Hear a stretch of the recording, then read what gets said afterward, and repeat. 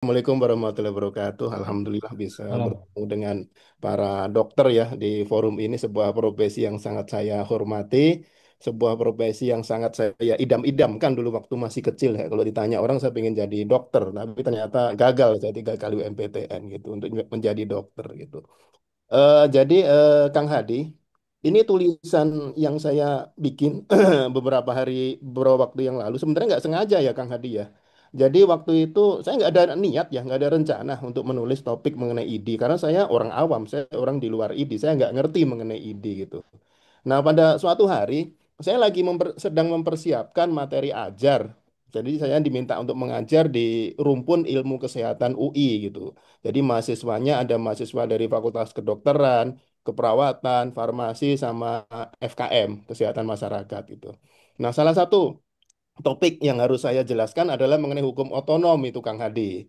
Jadi hukum otonom itu adalah hukum yang dibuat oleh organisasi profesi, penegakannya oleh organisasi profesi juga gitu. Jadi pengawasannya oleh organisasi profesi dan berlaku hanya untuk anggota organisasi profesi gitu. Nah, setiap kali saya mau memberikan kuliah mengenai hukum otonom, saya selalu mengkaitkannya dengan ID.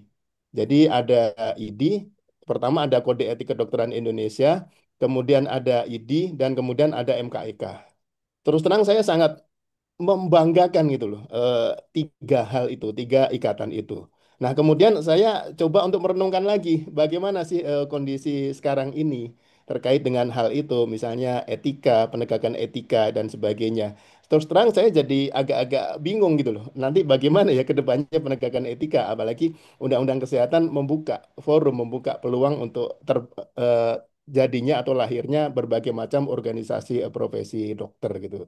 Jadi itulah awal dari keresahan saya gitu, keprihatinan saya mungkin ya. Bagaimana sih ID itu nanti ke depannya. Jadi saya kemudian mencoba untuk menuliskan mengenai ID meskipun dengan segala keawaman saya gitu. Jadi mohon maaf atas segala kekurangan saya. Jadi malam ini saya mohon masukan dari Bapak Ibu, para dokter, para guru-guru saya yang sangat saya hormati. Bagaimana sih pendapat atau masukan Bapak Ibu semuanya terhadap tulisan saya mengenai ID, karena ini ditulis oleh orang yang awam mengenai ID gitu.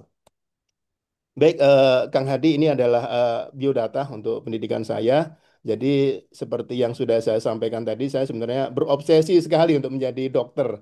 Bahkan beberapa kali ikut ujian masuk perguruan tinggi tapi gagal untuk menjadi dokter. Akhirnya saya menuliskannya dalam tugas akhir saya, yaitu S1, S2, S3. Semuanya adalah mengenai hukum kesehatan. Dan apabila ditarik benang merahnya, ya semuanya adalah mengenai perlindungan hukum bagi dokter.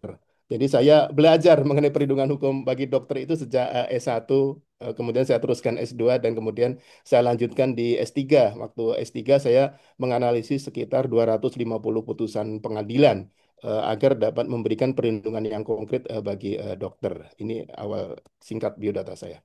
Jadi ini adalah tulisan saya, Kang Hadi. Menurut saya waktu itu agak janggal juga ya ketika saya mensubmit tulisan ini di hukum online gitu, Kang Hadi. Karena sampai dengan 3 minggu itu nggak ada kabar mengenai tulisan ini. Saya pikir tulisan ini nggak bakal diterbitkan gitu. Jadi udah saya lupakan aja lah gitu. Tapi suatu ketika ternyata di hari Jumat apa-apa itu tanggal 31 tulisan ini muncul di hukum online gitu. Jadi saya sering menulis di media massa, di antaranya Hukum Online, Kumparan, Kompas, Sindo, dan Detik.com gitu. Dan yang lebih kaget lagi, ternyata yang menjadi intisari tulisan ini itu di luar prediksi saya gitu, kalimat-kalimatnya ini gitu. Jadi sebenarnya rencana saya bukan ini Kang Hadi. Jadi yang sebenarnya yang ingin saya tonjolkan itu AUPB gitu. Tapi ya namanya media massa pasti mungkin melihatnya dari perspektif lain gitu loh. Jadi dia lihat kok kayaknya yang menarik itu ini, yang bakal menimbulkan perdebatan itu ini. Ya, saya monggo aja. Tapi terus terang saya shock gitu Kang Hadi. Ya, ini muncul dalam headline.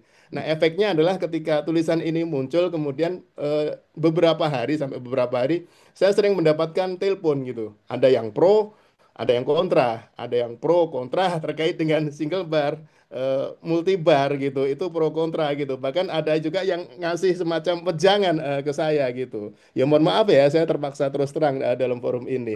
Ada yang bilang ke saya lebih bagus kalau multi bar gitu. Ya karena selama ini ID itu terlalu otoriter. Jadi dia tuh monopoli. Monopoli 3 hal.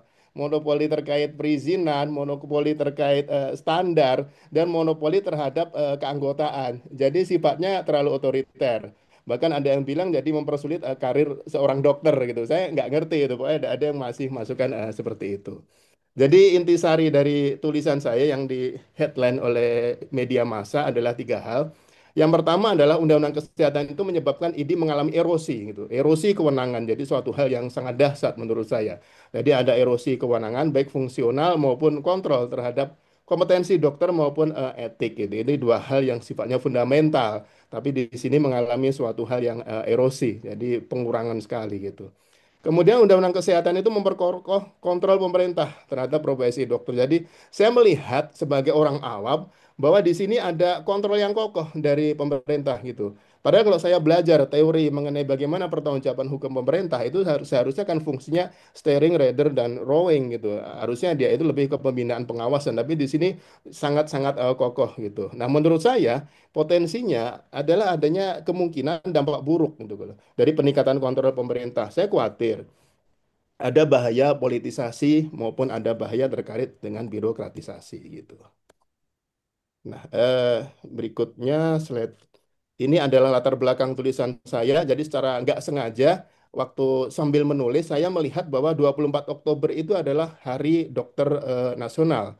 Nah, kemudian saya melihat juga bahwa itu adalah mengambil dari saat berdirinya ID. Artinya, sejarah sudah membuktikan bahwa menurut saya ID itu secara historis dia mempunyai kedudukan tersendiri di dalam negara ini. Jadi nggak mungkin lah setiap organisasi profesi itu dijadikan hari jadinya diperingati. Nah, ternyata ID diperingati Bapak dan bahkan mempunyai kedudukan yang sangat spesial. Jadi menurut saya saat hari jadi kemarin itu momentum yang tepat untuk melakukan refleksi mengenai kedudukan hukum dan peran ID setelah diberlakukannya Undang-Undang 17 tahun 2023 gitu. Jadi harapan saya waktu sambil nulis itu tulisan saya itu diterbitkan saat hari jadi ID itu. Ternyata lewat. Nah, setelah lewat, 3 minggu saya pikir itu nggak bakal terbit itu tulisan. Ya, tapi ternyata tiba-tiba muncul itu tulisan. Nah, setelah muncul, waduh ada pro, ada kontra juga. Banyak yang ngontak saya waktu itu. Nah, ini adalah awal dari tulisan saya. Saya bercerita, ini pengetahuan saya ya sebagai orang yang awam yang bukan dokter gitu. Saya menceritakan mengenai bagaimana sih single bar itu, bagaimana kedudukan ID sebagai satu-satunya organisasi profesi dokter yang menurut saya dipertegas. Hal itu di dalam Undang-Undang Praktik Kedokteran. Ya mungkin saya keliru kan, tapi menurut saya dia dipertegas fungsi single bar itu di dalam Undang-Undang Praktik Kedokteran. Nah, ID itu menurut saya dia punya kekuatan dalam hal regulasi gitu, penerbitan perpanjangan SIP dan juga menetapkan serta memverifikasi SKP. Selain itu, ini yang sering saya banggakan, ini, Kang Hadi. ID itu memegang otoritas tunggal dalam menegakkan etik profesi melalui Majelis Kehormatan Etik Kedokteran. Nah, ini menurut saya ini nuansanya sangat berbeda dengan organisasi profesi advokat gitu. Jadi setiap saya mengajar, saya selalu membanggakan hal ini. Bagaimana sih MKEK itu menjaga keluhuran profesi, menjaga etik profesi anggotanya. Ini beda dengan organisasi profesi advokat ya. Misalnya sangat sulit buat saya untuk menentukan standar etika. Apalagi dengan banyaknya organisasi profesi advokat, jumlahnya itu beda-beda, Kang Hadi. Ada yang bilang 94, ada yang bilang 80 berapa, dan sebagainya gitu. Nah, Undang-Undang Kesehatan menurut saya adalah sebuah titik balik dari sifat yang single bar itu. Ini muncul dalam pasal 311 Undang-Undang Kesehatan. Yang menurut saya adalah landasan fundamental yang mengubah status organisasi profesi kesehatan. Khususnya ID itu dari tunggal menjadi plural atau jamak. Nah, di situ disebutkan bahwa tenaga medis dan tenaga kesehatan dapat membentuk organisasi profesi. Nah, ini waktu saya sedang promosi dokter, waktu itu sudah saya tegaskan di sini ini kata dapat ini maknanya ya bisa bentuk, bisa enggak, bisa satu, bisa lebih dari satu gitu. Artinya di sini dia menghapus kewajiban anggotaan organisasi profesi bagi tenaga medis dan kesehatan, jadi enggak wajib lagi, bisa ikut, bisa enggak, dan mengakui keberadaan lebih dari satu organisasi profesi. Dan yang saya tunggu-tunggu itu adalah pasal 311 ayat 2 gitu. Jadi di situ disebutkan pembentukan organisasi dilaksanakan sesuai dengan ketentuan peraturan perundang-undangan. Ya menurut saya belum ada sih sebuah peraturan perundang-undangan yang sifatnya lex spesialis mengatur mengenai organisasi profesi, khususnya organisasi profesi dokter. Nah, kemudian efek dari munculnya ini menurut saya adalah ID itu menjadi asosiasi atau perkumpulan pilihan. Jadi waktu itu saya bilang ke Kang Hadi, saya Hmm. itu khawatir, takut gitu, cemas. Jangan sampai ID itu menjadi organisasi seperti organisasi profesi advokat. Ya, Ya. atau mungkin menjadi perkumpulan arisan bulanan gitu loh, nggak jelas jelunturungannya dan sebagainya gitu. Nah, ini menurut saya Undang-Undang Kesehatan itu titik balik kewenangan ID. Jadi Undang-Undang Kesehatan itu menghilangkan frasa kewajiban rekomendasi organisasi profesi untuk penerbitan SIP. Jadi pasal 263 itu menegaskan hal tersebut terkait dengan rekomendasi untuk penerbitan SIP. Bahkan dalam kondisi tertentu Menteri dapat menerbitkan SIP. Nah, disinilah saya melihat bahwa ada kontrol atas praktek dokter secara total, menurut saya totalitas di sini. Berpindah dari organisasi profesi ke birokrasi negara. Salah satunya adalah dalam hal kewenangan untuk penerbitan mengenai SIP. Ini saya lihat di sini. Nah, kemudian Undang-Undang Kesehatan itu juga titik balik kewenangan ID. Undang-Undang Kesehatan mengubah STR dari yang sebelumnya 5 tahun menjadi seumur hidup. Ya, implikasinya tentu ada di sini. Menurut saya ya sebagai orang awam, mekanisme peninjauan secara periodik setiap 5 tahun yang memungkinkan ID misalnya untuk menahan rekomendasi bagi dokter yang nggak patuh, misalnya nggak patuh secara etik atau nggak memenuhi kewajiban untuk meningkatkan keilmuan dan sebagainya itu jadi hilang tuh. Jadi saya agak khawatir bagaimana sih ke depannya nanti penjaminan mutu terhadap etika dokter maupun kompetensi keilmuan dari seorang dokter. Penerbitan STR sepenuhnya dialihkan kepada konsil atas nama menteri. Artinya di sini konsil itu punya kedudukan yang sangat superior gitu. Jadi dia dia sebagai ujung tombak dari kewenangan ini gitu. Nah, kemudian menurut saya di situ adalah Undang-Undang Kesehatan itu menimbulkan erosi fungsi kontrol ID terhadap kompetensi dokter. Jadi, Undang-Undang Kesehatan itu di dalam Undang-Undang Kesehatan si ID itu mengalami erosi fungsi kontrol. Karena sebelumnya menurut yang saya lihat ya sebagai orang awam, sebelumnya itu fungsi kontrol dilakukan oleh ID melalui kolegium. Kalau nggak salah sekarang kolegium itu berpindah ya menjadi naungan dari Menteri Kesehatan ini. Ini gimana nanti ke depannya.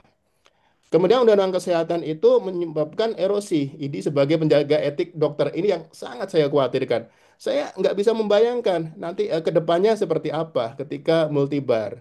Potensi peran pengawasan terhadap etik dokter, saya khawatir menjadi terfragmentasi, terpecah dengan banyaknya organisasi profesi. Artinya adalah setiap organisasi profesi baru bisa berpotensi membentuk majelis etik. MKIK bentukan ID nggak lagi menjadi satu-satunya badan etik bagi dokter. Jadi saya khawatir ada perbedaan pemahaman mengenai kode etik, ada perbedaan standarisasi terhadap kode etik. Artinya dari satu organisasi profesi dengan yang lain bisa berbeda-beda. Atau kalau ditarik ke depannya, saya khawatir ada dokter yang melanggar etik di satu organisasi profesi, kemudian dia pindah ke organisasi profesi lain jadi nggak melanggar etik. Itu gimana nanti ke depannya marwah dari organisasi marwah dari profesi dokter itu. Nah, kemudian saya ngobrol-ngobrol juga dengan berbagai macam pihak. Gimana sih mengenai perubahan ini? Ada pro, ada kontra juga tentunya. Ada yang memberikan masukan kepada saya gitu. Jadi ada yang bilang ke saya, jadi Mas Bayu, perubahan ini sebenarnya merupakan agenda transformasi kesehatan pemerintah. Jadi ada transformasi kesehatan, sistem kesehatan dan sebagainya yang diterjemahkan ke dalam materi muatan Undang-Undang Kesehatan gitu. Nah, tujuan perubahan itu ada 3 hal, Mas Wahyu. Ada yang memberikan masukan ke saya seperti itu.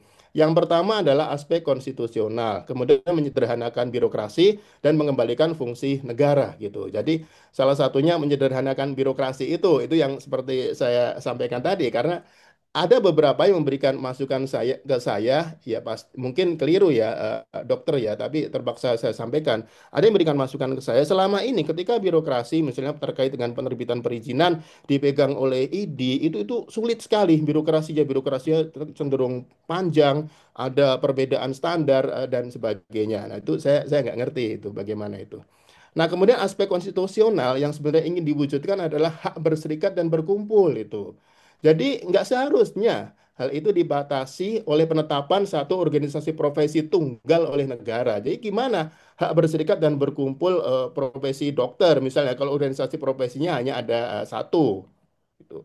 Nah, kemudian ada penyederhanaan birokrasi, misalnya STR seumur hidup, penghapusan rekomendasi organisasi profesi yang menurut beberapa orang yang saya temuin itu bilang ke saya yang selama ini hal itu dianggap penghambat mobilitas dan distribusi dokter gitu loh, mengenai rekomendasi itu. Bahkan ada yang bilang ke saya itu sih menghambat karir dokter gitu. Nah, itu saya nggak ngerti itu bagaimana sebenarnya kondisinya gitu. Nah, Undang-Undang Kesehatan itu mengembalikan kewenangan administratif yang bersifat publik, misalnya perizinan dan registrasi kepada Kementerian Kesehatan.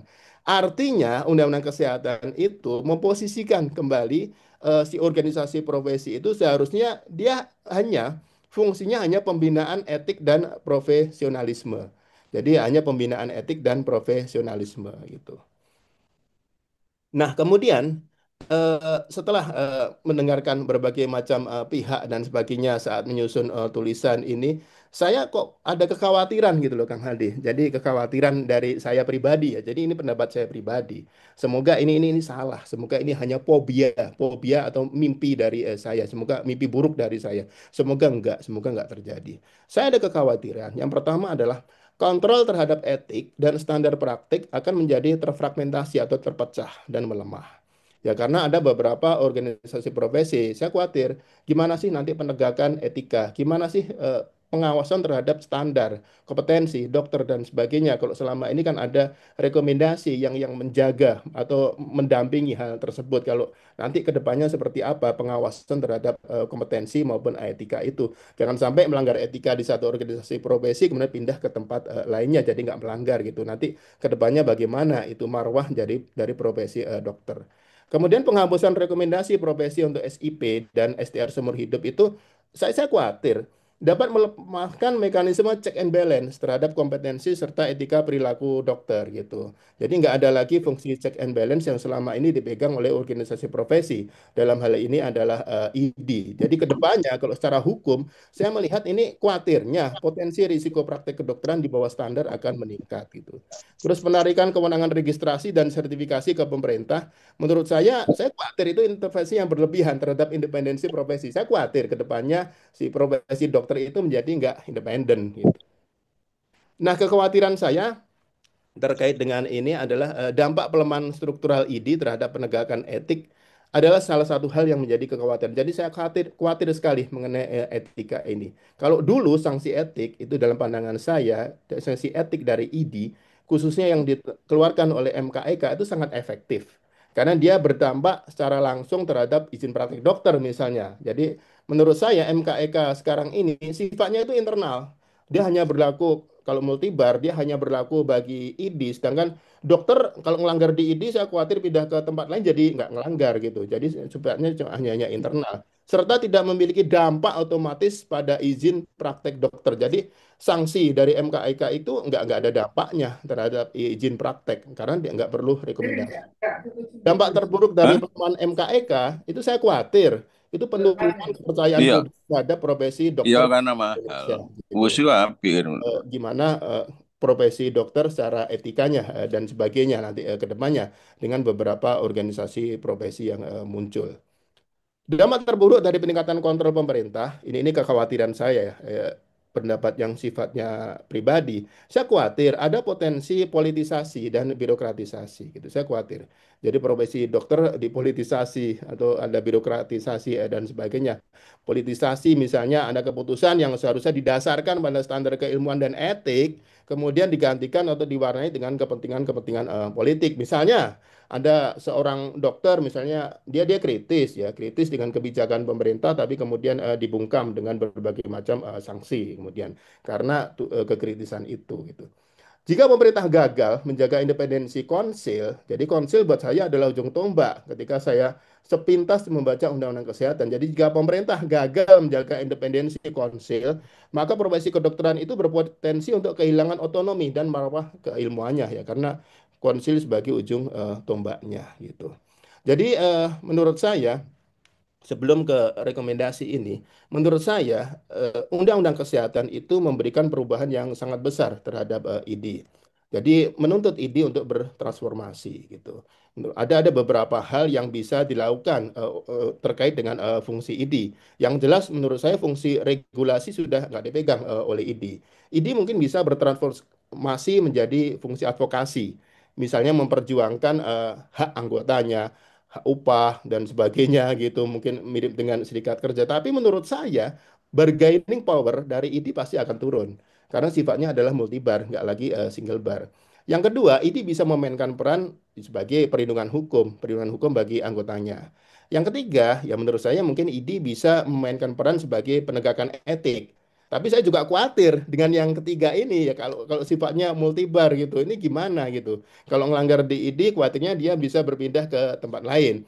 Nah, kemudian kode etiknya yang mana nantinya yang akan dijadikan pegangan kalau ada banyak dari organisasi profesi. Apakah kemudian akan dirumuskan kode etik baru dengan kesepakatan para organisasi profesi yang ada gitu. Tapi kalau kemudian di tengah jalan ada yang nggak sesuai atau bertentangan menganggap bertentangan dan sebagainya, saya khawatir kode etik itu akan justru akan menimbulkan polemik hukum gitu. Jadi seperti itu. Terus yang keempat, saya melihat bahwa sebenarnya ID bisa berubah untuk bertransformasi sebagai organisasi yang bertujuan untuk meningkatkan profesionalisme anggota gitu. Misalnya mengadakan pelatihan-pelatihan yang berkualitas dan sebagainya gitu. Karena fungsi regulasi sudah dihapus gitu. Tapi dalam tulisan ini di bagian akhir saya memberikan beberapa rekomendasi gitu. Rekomendasi yang menurut saya ya ujung dari kekhawatiran tadi gitu loh. Menurut saya yang pertama adalah belum ada kepastian hukum. Jadi menurut saya hingga saat ini itu belum ada peraturan perundang-undangan yang secara khusus mengatur mengenai organisasi profesi, baik tenaga kesehatan maupun tenaga medis dikaitkan dengan undang-undang kesehatan yang ada sekarang gitu. Karena pasal 311 ayat 2 tadi kan janji, dia berjanji itu bahwa organisasi profesi akan diatur secara khusus dalam sebuah peraturan perundang-undangan. Ya kalau modelnya seperti sekarang ya artinya ada sebuah kepastian hukum itu nggak tercapai. Jadi yang hanya ada satu kepastian di sini yaitu ketidakpastian itu menurut saya. Fiturnya. Nah, kemudian yang kedua adalah untuk kemanfaatan hukum, menurut saya adalah lembaga yang berwenang melakukan penegakan etika profesi itu harus diatur berdasarkan peraturan perundang-undangan. Artinya di sini kewenangannya sifatnya adalah atributif, dasarnya jelas yaitu peraturan perundang-undangan. Dan peraturan perundang-undangan yang mengatur mengenai organisasi profesi maupun lembaga penegak etika itu seharusnya dibentuknya secara meaningful participation. Jadi paling tidak di sini ID itu harus dilibatkan gitu dalam pembentukan peraturan perundang-undangan tadi, baik yang mengatur mengenai organisasi profesi atau yang mengatur mengenai lembaga penegakan etik gitu. Jadi harus dilibatkan menurut saya. Kemudian yang ketiga adalah menurut saya demi keadilan, fungsi pembinaan dan pengawasan yang dilakukan oleh pemerintah harus bersifat independen, dilepaskan dari kepentingan yang sifatnya politis gitu. Jadi harus selaras lah dengan peraturan perundang-undangan untuk kepastian hukum maupun dengan asas-asas umum pemerintahan yang baik gitu. Jadi pemerintah melalui kebijakannya harus memastikan bahwa marwah profesi tenaga medis khususnya tenaga medis dan tenaga kesehatan khususnya dokter itu terjaga dan diwujudkan melalui profesionalitas profesi tersebut. Jadi mungkin itu Kang Hadi unek-unek dari saya waktu itu terkait dengan ID. Jadi ini semacam gimana ya Kang Hadi? Coret-coretan dari seseorang yang awam ya mengenai ID, tapi di lain pihak justru gimana? Cemas gitu loh Kang Hadi. Saya kok cemas Ya. ya dengan kondisi ID sekarang ini gitu. Tapi ya semoga kekhawatiran saya tadi itu hanya fobia saya saja gitu. Semoga nggak seperti itu kondisinya. Nah itu saya tuangkan dalam tulisan ini yang kemudian menimbulkan pro kontra karena banyak sekali yang memberikan masukan ke saya. Baik itu sementara Kang Hadi. Itu matur nuwun Baik. saya. Terima kasih.